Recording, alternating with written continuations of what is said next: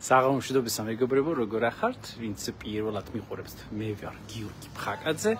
ვინც პირველად არ მიყურებთ, მადლობა რომ ხარს უჭერთ მედი5 შენზე, განსაკუთრებულად შენი ექიმი წერტილი-G და შენი ამბები წერტილი-G. მოკლედ ეს ჩვენი ორი სააგენტო ძალიან აქტიურად არის ჩართული. შენი ამბებზე შეგიძლიათ გაიგოთ ყველაფერი, რაც ხდება ქვეყანაში და შენი ექიმი, რა თქმა უნდა, არის ყველაზე მსხვილი სამედიცინო პორტალი, სადაც შეგიძლიათ გაიგოთ ყველაფერი ინფორმაცია დაავადებების შესახებ, წამლების შესახებ და ყველაფერი, რაც შეეხება ჯანმრთელობას. რა თქმა უნდა, ძალიან ბევრი სტატიებია, რომელიც ჩემს მიერ არის მოწოდებული. და მოკლედ მედია თქვენთვის ეს იქნება საინტერესო და მე ვხედავ რომ ძალიან ათასობით ადამიანი ყოველდღიურად უყურებთ შედიხართ და ძალიან მადლობა თქვენი ინტერესისთვის.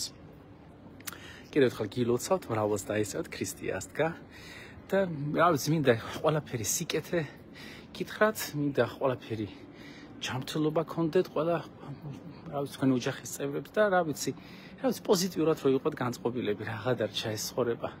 ძალიან მოკლე არის და თითოეული წამი, თითოეული წუთი, თითოეული საათი, თითოეული დღე, თითოეული წელი გამოვიყენოთ ისე რომ ყოველდღიურად ეს იყოს სასიამოვნო. კიდევ ერთხელ მრავლს დაესწარეთ, გისურვებთ ყოველივე კარგს და მე ვიცი რომ ყველაფერი იქნება ძალიან კარგად. თუ ეს ზოგადად რა შეიძლება კარგად. ეხლა ესეთ საკითხებზე, რომელიც არაერთი ადამიანი მომწერა, რა თქმა უნდა, აღდგომა არის, რა დროს ეს არის, ცხოვრება მიდის წინ. ვინც არ იცის, გლობალურად ძალიან დიდი ცვლილებები არის მთელ მსოფლიოში და ეს ცვლილებები, რა თქმა უნდა, შეეხება საერთოდ გლობალურად თუ როგორ იცვლება საერთაშორისო ორგანიზაციების ურთიერთობა და საერთოდ ბევრი პროექტები, რომელიც ხორციელდება გლობალური მასშტაბით. მოკლედ რო გითხრათ, ჟენევაში, მარტო ჟენევაში დაახლოებით 30,000 სამუშაო იქნება შემცირებული რამოდენიმე თვეში. არ მოგესმათ, დიახ, 30,000. ანუ სამტრედიის ხელაქალაქი რჩება უმუშევარი. დიახ, ჟენევაში არის ძალიან ბევრი საერთაშორისო თანამშრომელი, რომელიც არის მუშაობენ გაეროში, საერთაშორისო ორგანიზაციებში, არასამთავრობო ორგანიზაციებში, მოკლედ ეს სიახლე არის. ნუ ახლა მოგწონს თუ არ მოგწონს, რეალობა ეგ არის. ასევე ეს არის პირველი ტალღა და სავარაუდოდ მეორე ტალღა იქნება კიდე სექტემბერში, სადაც სავარაუდოდ კიდე ერთი იმდენი სავარაუდოდ დაკარგავს სამუშაოს. მოკლედ გლობალურად ძალიან ბევრი ცვლილებები არის.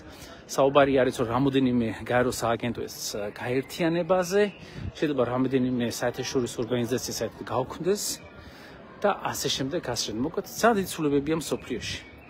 მაგრამ ეს ცვლილებები კიდევ ერთხელ მოხდა იმიტომ რომ ამერიკის შეერთებული შტატები გადაწყვიტეს შეცვალონ ის მიდგომა, რომელიც მაგათ ჰქონდათ წლების მანძილზე, კი არა 10 წლების მანძილზე.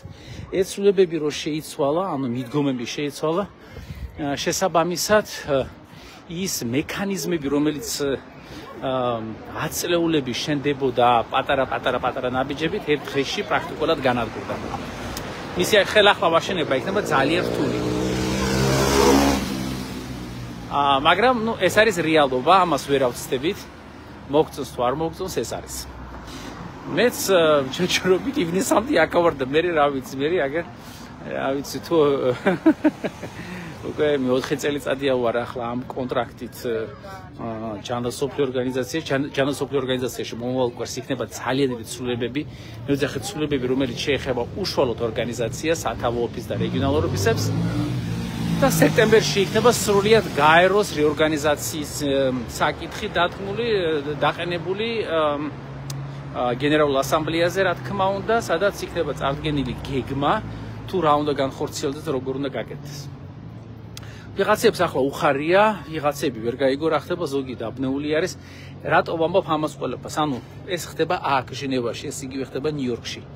მაგრამ საბოლოო ჯამში დომინოს ეფექტის შედეგად საქართველოშიც მოვა ეს ტალღა. ანუ ეს ნიშნავს იმას, რომ ის ადამიანები, გახსოვთ მე როცა ვამბობდი USAID დაიკეტა მეთქი და მე გამოხდნენ ვიღაცეები და აი მე ორშაბათს წავედი სამსახურში და ყველაფერი კარგად არის. ხო დაიხურა USAID დაიხურა.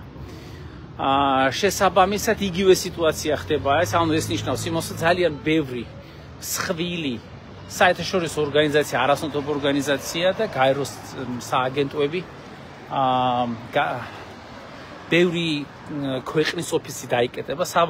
სავარაუდოდ საქართველოში საკმაოდ ბევრი ორგანიზაცია დაიკეტება. ძალიან ბევრი ოფისი დახურავს თავის კარებს. სამწუხაროდ ბევრი პროექტები, გაეროს პროექტებიც კი დაიხურება და ახარ განხორციელდება და ახარ გაგრძელდება და ბევრი უცხოელი რომელიც მუშაობდა ამ პროექტებში ისინი ჩვენ დაგვტოვებენ. ანუ ეს ნიშნავს იმას, დიდი ცვლილებები იქნება ასევე საქართველოში. არა მარტო აქ ჟენევაში, არამედ საქართველოშიც. შესაბამისად, ჩემი სათქმელი გითხარით, თუ თქვენ მუშაობთ საერთაშორისო ორგანიზაციაში და კიდე ფიქრობთ, თუ ხართ დაცული, კიდევ ერთხელ გეუბნები, დაცული არა ხართ და განსაკუთრებულად მინდა უთხრა იმ ჩემს მეგობრებს, ახლობლებს, თქვენ რო გაქირავებული თქვენი სახლები, თქვენი ქონება ამ საერთაშორისო ორგანიზაციებზე ან მათი თანამშრომლებზე ცოტა ფრთხილად იყავით, იმიტომ შეიძლება თქვენ თვითონ განსაზღვროთ, რომ შეიძლება ეს ადამიანები რამოდენიმე თვეში დაშენ მუშაობა, წავიდნენ და თქვენ ეს ზურად ღირებული ბინები, რომელიც სახლები, რომელიც თქვენ გაქირავებული, თქვენ შესაძლებელია არ და ვერ გეყოლებათ ის ადამიანები, ვინც ქირობენ თქვენ სახლს და შესაბამისად თქვენ რო გაქვთ აღებული კრედიტი, ანუ ეს უკვე დაარტყამს თქვენს ოჯახს. ანუ იმიტომ ვამბობ ამას, განა ისე რომ კარგია, ცუდია გაფრთხილება, პატარა გაფრთხილება. ესაც არის რაღაც რაც მე შემიძლია გავაკეთო ამ აღდგომით დღეს, რომ ფრთხილად იყავით, კიდევ ერთხელ დრო არ არის ძალიან ბევრი, ეს ცვლილებები ხდება, გელაპარაკებით და ხდება ეს ცვლილებები. მომავალ კვირას უკვე გადაწყვეტილებების დონეზეც იქნება, უკვე ეს რას გადადეს გადაწყვეტილებები და რეალურად შეიძლება ზოგი სააგენტო ნახევარი თავისი თანამშრომლები გაუშვა სახლში. დიახ, ანუ ძალიან დიდი ცვლილებები არის, ისეთი რადიკალური ცვლილებები გაეროში და საერთაშორისო ორგანიზაციებს არავის არ ქონია. ეს არის რაღაც ერი თავხწერილი რამ რაც ხდება. მოკლედ, ჩემო ძვირფასო ქართველებო, კიდევ ერთხელ, თუ თქვენ გაქირავებული სახლი, ბინა, ოფისი, არასამთავრობო ორგანიზაციაზე, თუ გაეროს ორგანიზაციაზე, ან საერთაშორისო ორგანიზაციაზე, ან გაეროს პროექტზე და ასე შემდეგ, ჩემი რჩევა არის გადააზღვიოთ, რომ არ გეგუროთ, რომ ყველაფერი კარგად არის. შეიძლება ეს პროექტები ყველა უკვე დახურულია და შეიძლება თქვენ კიდე არ გითხრენ, მაგრამ სავარაუდოდ უკვე დაკეტილი იქნება, დახურული იქნება, ძალიან ბევრი ოფისი უშუალოდ საქართველოში დაიხურება.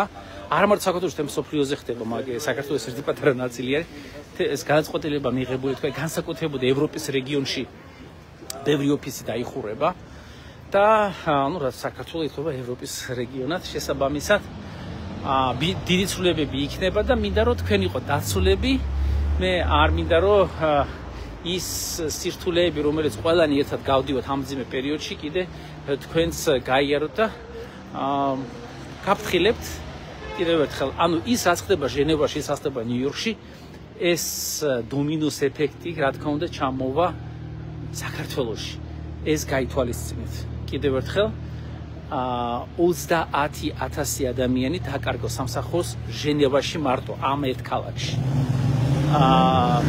თემ სოფლიოში ხო წარმოდგენთ რამდენი 10,000-ობით და შეიძლება 100,000-ობით ადამიანი დაკარგო თავის სამუშაო ადგილს.